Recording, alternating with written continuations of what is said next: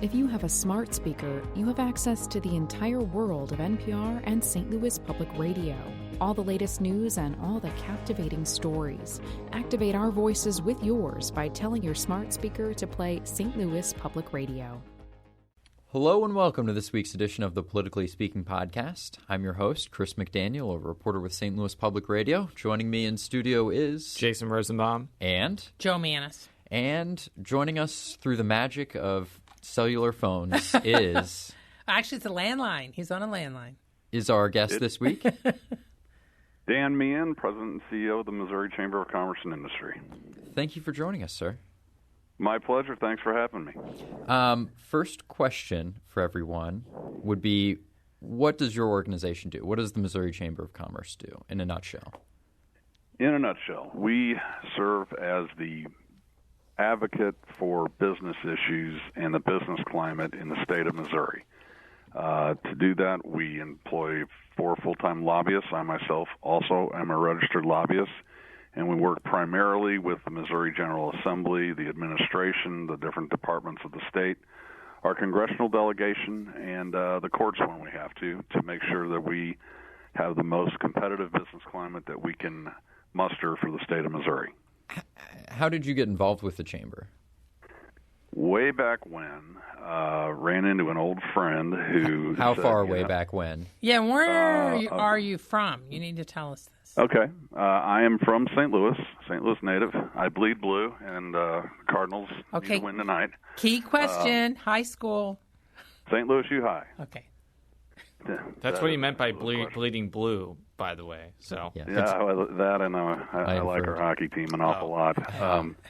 But at any rate, I had worked for U.S. Senator Kit Bond for a while, been involved in some political campaigns and activities, was working at Washington University in fundraising at the time when I ran into a friend of a friend who said, I happen to be on the board of the Missouri Chamber of Commerce, and we've had a search open for a few months for a new vice president of government affairs. And I said, sounds interesting. But at the time, I was literally 6 weeks away from my wedding and very stable and doing well at Washington University. And I was thinking this is not a good time to make one of these life changes. But the gentleman persisted, and finally I came down to Jefferson City, interviewed, and was offered a position. And that was 1 month to the day prior to our wedding.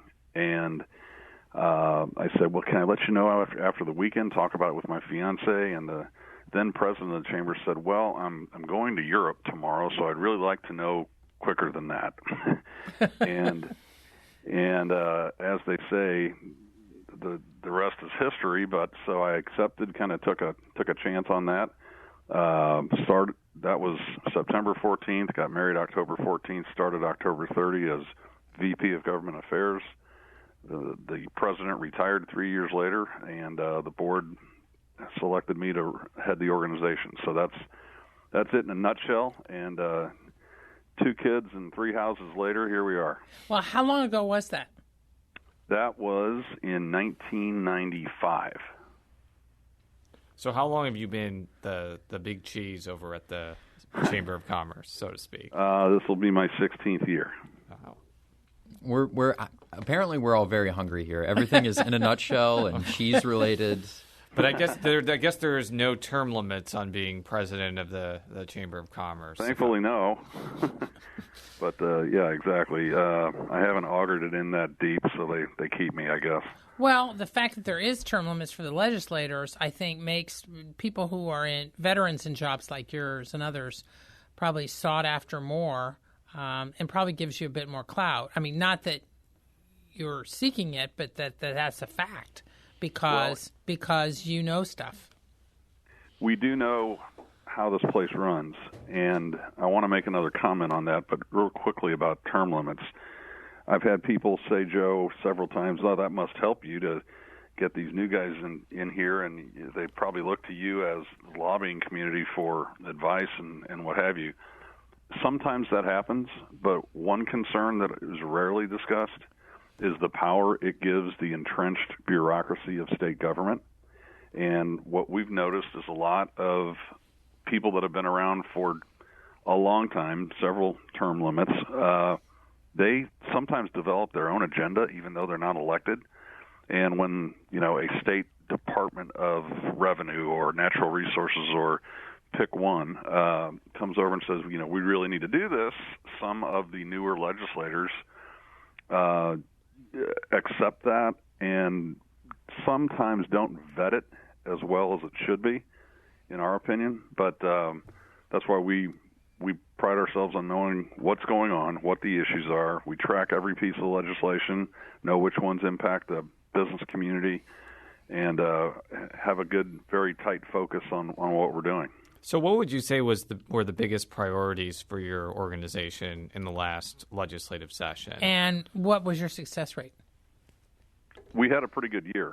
I can't tell you we got 17 out of 30 or what that. I don't have that in front of me, but I'll name just a couple of them. That would still be over 400, which would be spectacular in baseball. That's a great year. Yeah, absolutely. It would be great in the legislature, too, because it is much easier to kill a bill than to pass a bill. Generally, and Jason, you know this, and Joe, it takes, if you do a major piece of reform or something significant, it might take you 3 years, even though it might ultimately pass with flying colors. It's just an education process. It's a familiarity process, and getting people comfortable to take bigger steps than they're used to.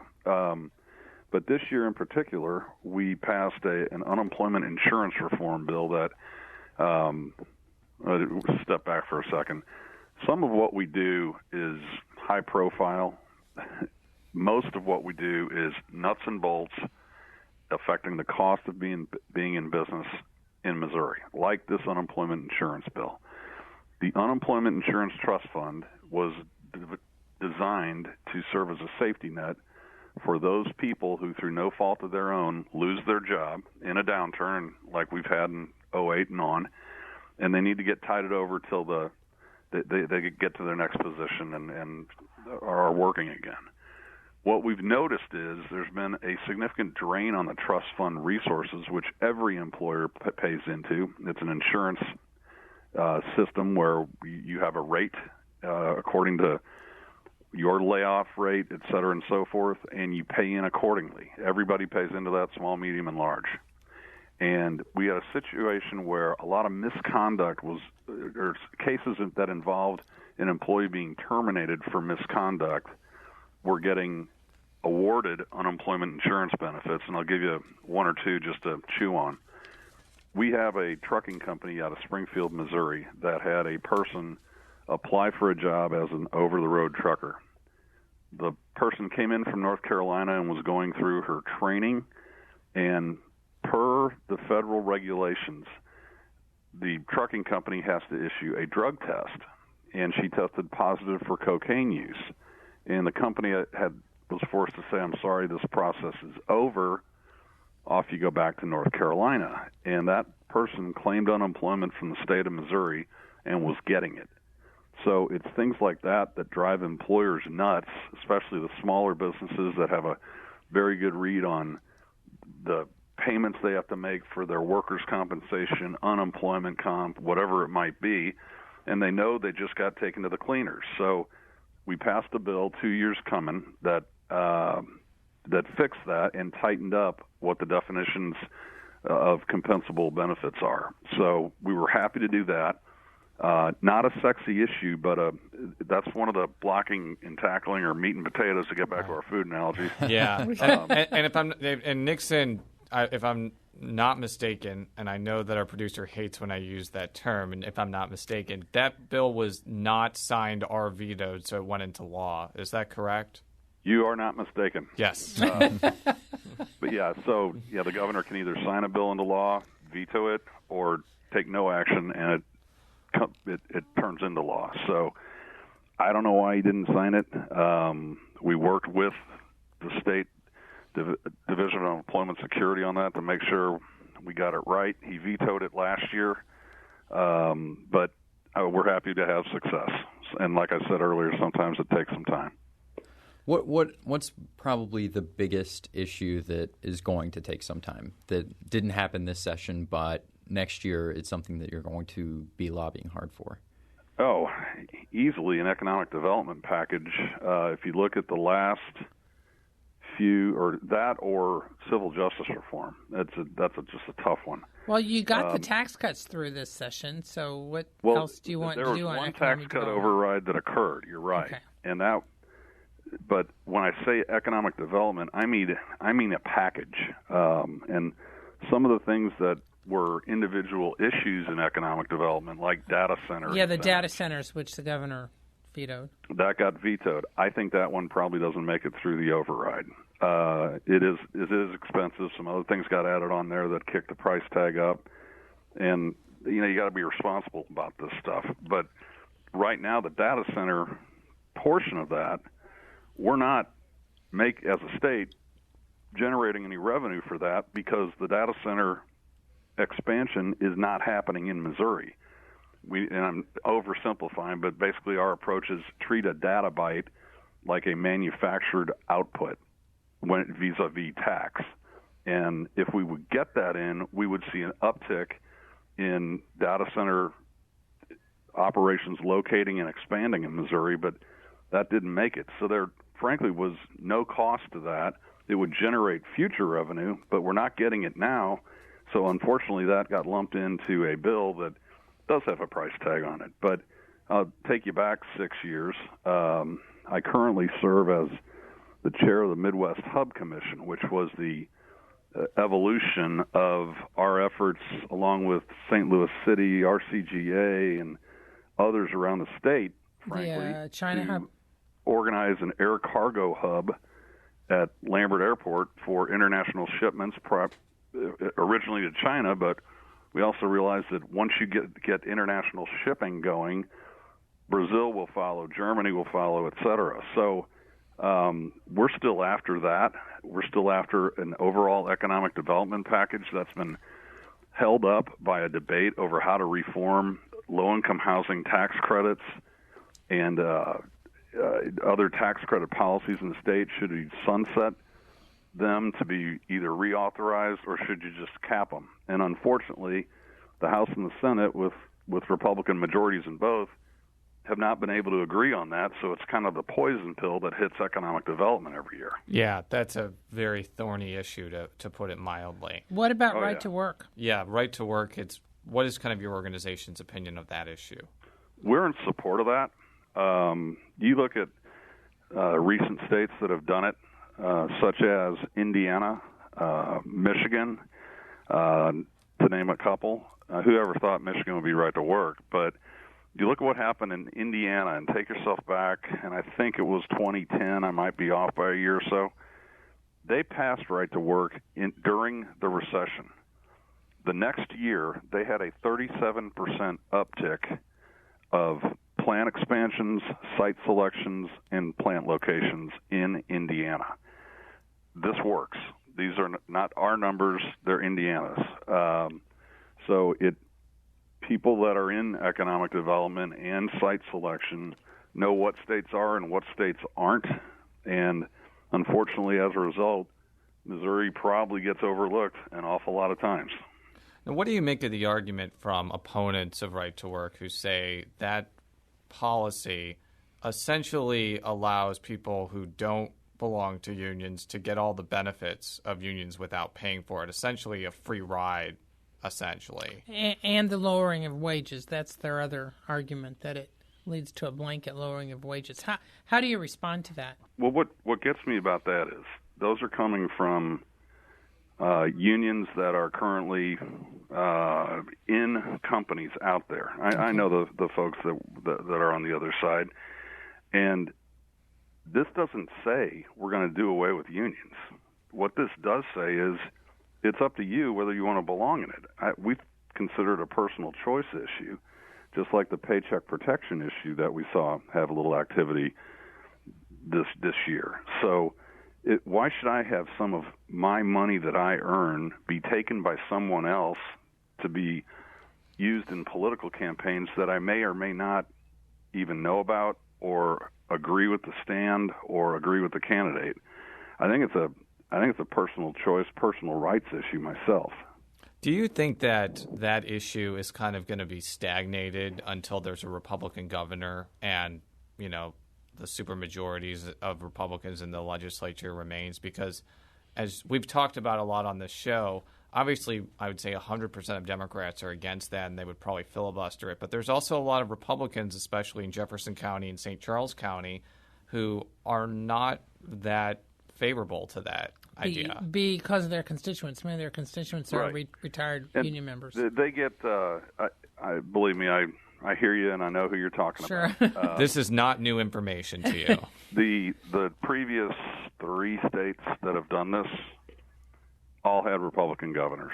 And interesting enough, what happened in Michigan was Republican governor and organized labor had a little bit of a pact. Republican governor says, I'm not going to do right to work. Labor says we won't run any constitutional amendments that outlaws right to work and changes state contracts. Labor broke the pact, and the business community, my counterpart there in Michigan, and the governor fought the referendum. The business community won. 4 weeks later, they passed right to work. I mean, there's a balance sometimes that gets out of whack, and there are consequences. Is there a balance out of whack here in Missouri, from your standpoint? Between what entities? Well, between labor and business. I mean, you were talking about the Michigan. I don't think so. Okay. The way I've always described it, Joe, labor and business are going to be like 2 kid brothers. We might fight all day, but at the end of the day, we better figure it out, or nobody wins. And so we've worked closely with labor on some things, such as the air cargo hub, some other economic development initiatives. We want jobs, labor wants jobs, and that's a very common, strong theme. Now, there are people that we show no quarter to, and I'll go back to a hockey analogy. It's Missouri Association of Trial Attorneys. They come in the room and we drop them and go. They're after our members. They want to sue them. They want to make it more difficult for business to defend itself. They work on 3 fronts. They work politically, they work legislatively, and they work in the courts. And they own the Missouri judicial system. And it's a problem that we're going to have to address someday. But those are somebody that is anathema to economic development. Now, segueing what you just talked about, labor and business in Missouri sometimes being on the same side, looking towards August 5th, most of labor is with business on the side of pushing for Amendment 7. Can you talk a little bit about that? Absolutely. First of all, take a look at the map of of North America. Point to the middle of it, and you'll end up in Missouri. Here are some stats. We have the 2nd and 3rd largest rail terminals in the country. We have the 6th longest highway system in the country. We have the river system, very vibrant. We have multimodal in Kansas City, very strong. A lot of trucking entities in the state of Missouri, and hopefully someday an international air cargo hub in St. Louis. Nobody can take our location away, and our view at the Missouri Chamber on infrastructure is that we should be the logistics and distribution center for not just the Midwest, but for the U.S. and for North America. And that is an investment well worth making. And that's why we are so strongly in support of Amendment 7. Amendment 7 isn't a long-term fix for how to fund transportation, but it's something we must do right now because with gas tax revenues decreasing and fuel efficiency increasing, causing that, I should say, the funding mechanism is going to fail. It's failing the federal government. It's failing the state government. So we have got to do something to make sure that Missouri doesn't dip below the bare minimum in about a year that it takes to just maintain what we have. I-70, the first mile of I-70 is in St. Charles County. That should have been rebuilt 25 years ago. And if you ever travel the great state like I do, I-70 needs a retrofit, and we need to expand it. There's a lot of arguments for and against Amendment 7, and we've talked about those at length. But let's talk about I-70 for a second.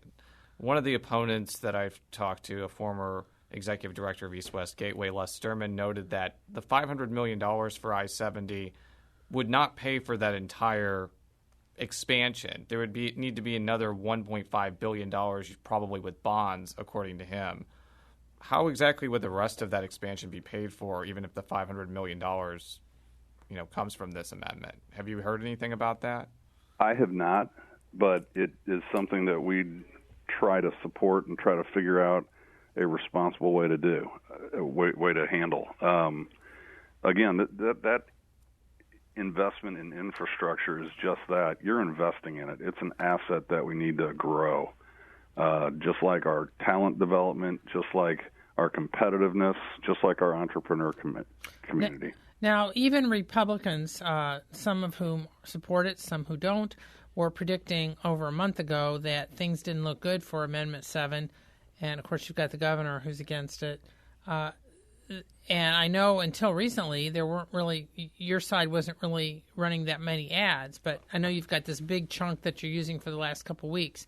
What do you think is going to be the decisive factor? Do you think you're going to have enough time to make your case, enough time and enough ads?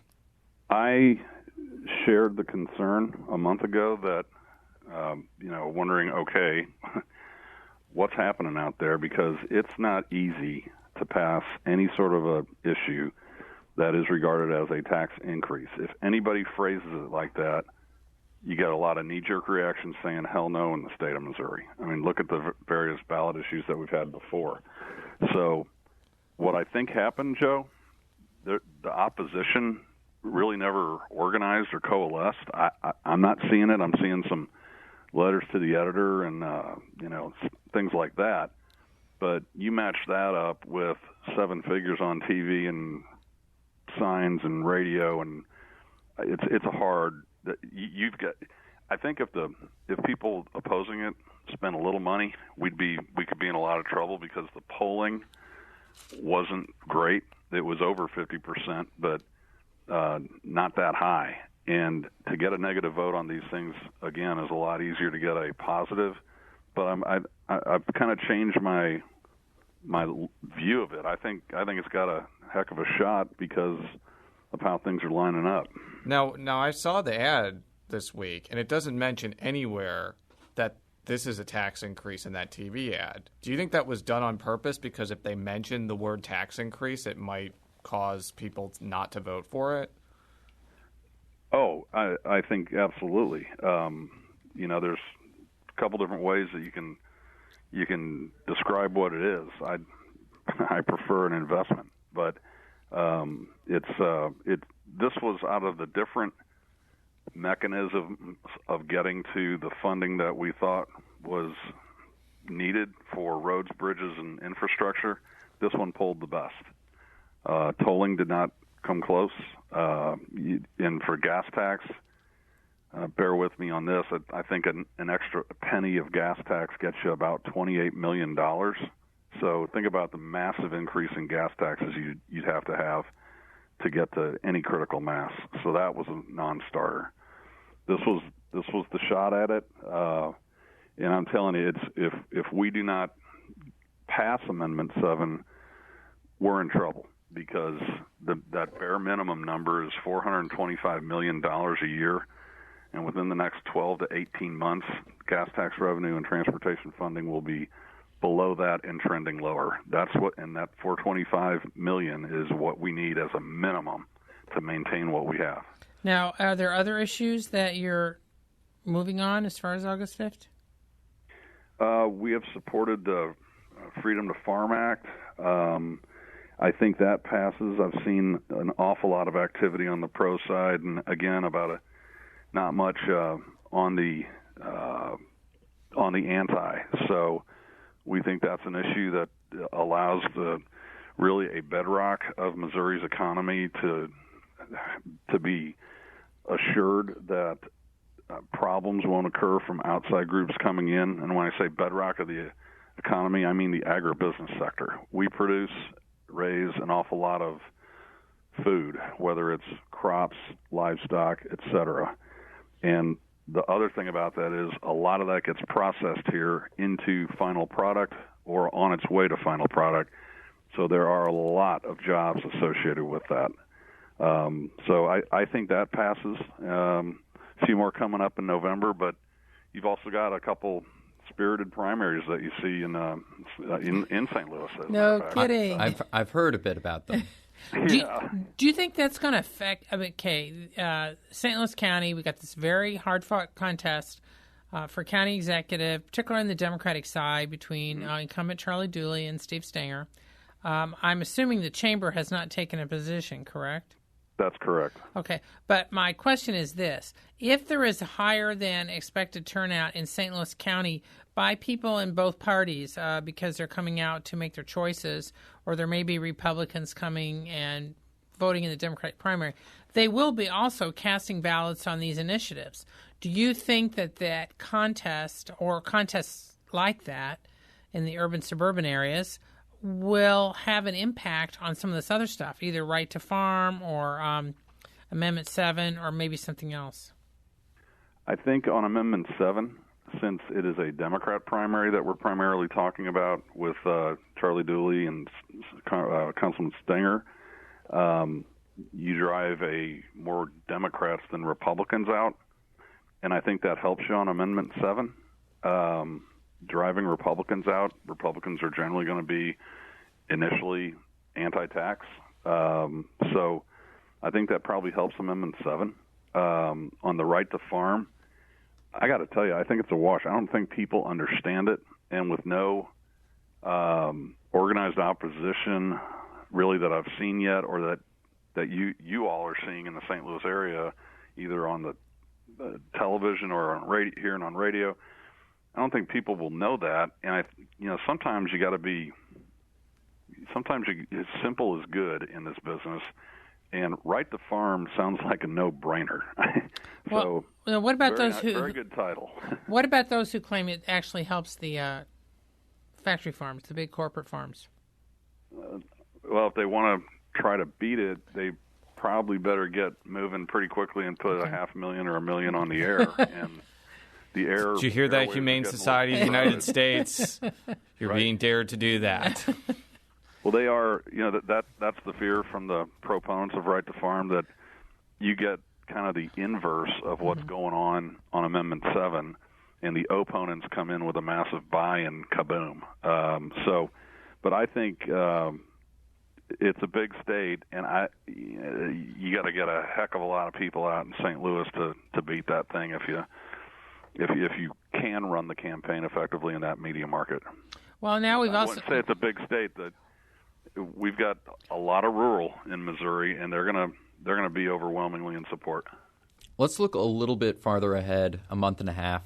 Let's talk a little bit about veto session. What are your top 3 that you're looking forward to hopefully overriding the governor on the veto? That's tough to narrow it down. No, I'm kidding. You have 32 choices. 33. Right. No, one of them has already been overridden. Oh, that's right. Trick question. Well, I'll name 2 to start with and see if I can come up with a third. You can do 2. That's okay. I'll start with and these ones are head scratchers. It's the overriding reason for vetoes was the fiscal situation in the state. Revenues were coming down. We were having a Friday, what was it, Friday giveaway or whatever the governor called it. Yeah. Hashtag Friday giveaway. Yeah. Yeah, so into special interests. All right, here's one for special interests. There was a bill passed that said when the Department of Revenue changes the way they interpret a statute or a regulation, they have to tell the taxpayers, they have to give them notice, okay?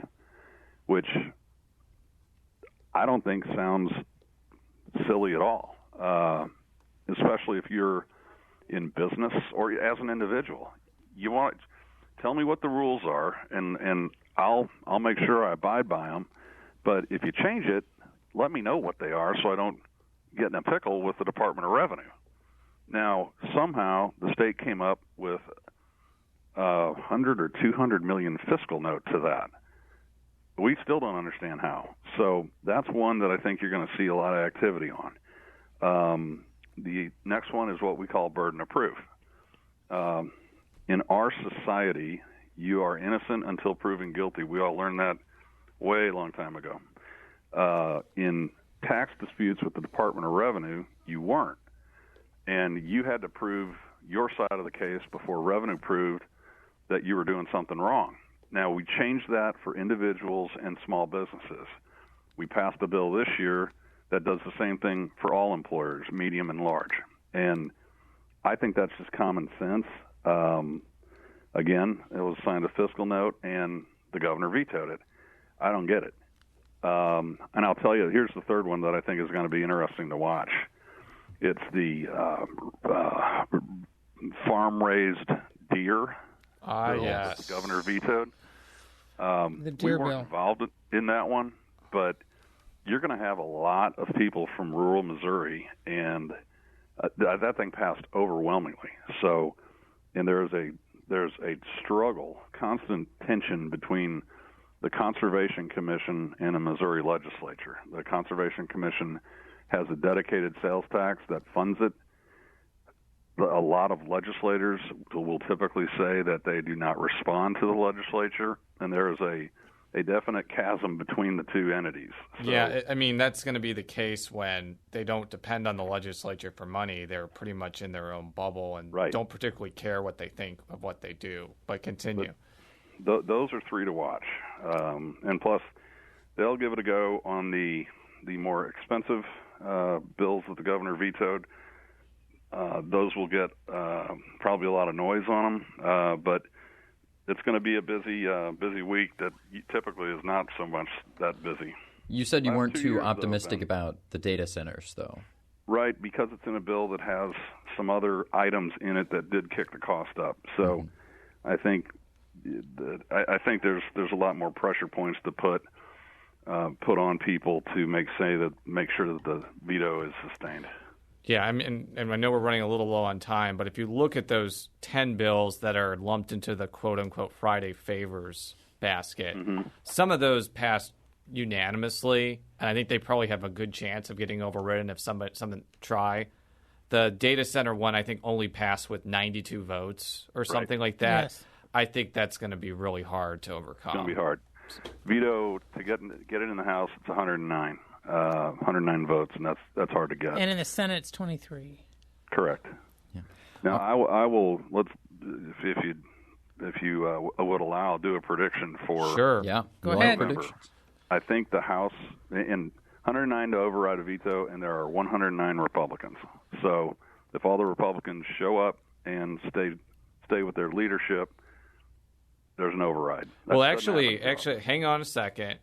If two special elections go the way that they are expected to, they'll have 110 in the House by veto session. That's where I was going. Yes. And and I don't know this, but it's a question of when those new representatives get seated.